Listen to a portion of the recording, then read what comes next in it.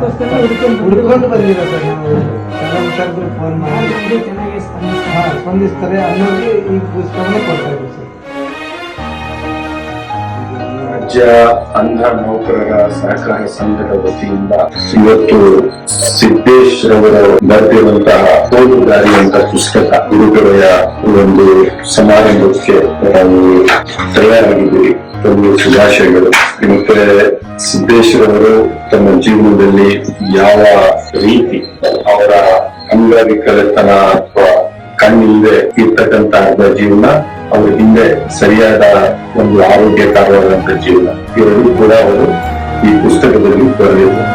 ಅವರು ಅಂಗ ಆದ ನಂತರ ಅವ್ರಿಗೆ ಬಂದಿರ್ತಕ್ಕಂತ ಕಷ್ಟಗಳು, ಅವ್ರಿಗೆ ಆಗಿರ್ತಕ್ಕಂತ ಯಾವ ರೀತಿಯ ಸಮಾಜದ ಅವರ ಜೊತೆಗೆ ಇರ್ತಕ್ಕಂತ ಬಿಹೇವಿಯರ್,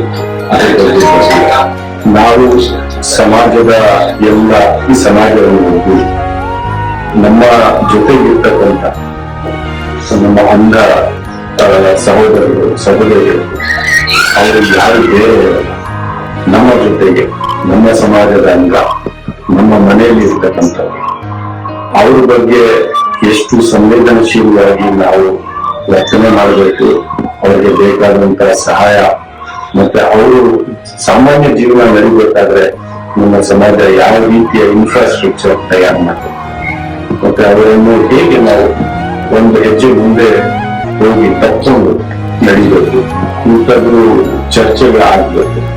ಸರ್ಕಾರದ ಪಾಲಿಸಿಗಳಲ್ಲಿ ಅವ್ರಿಗೆ ಸಿಗ್ಬೇಕಾದ ಮಹತ್ವಗಳು ಸಿಗ್ಬೇಕು.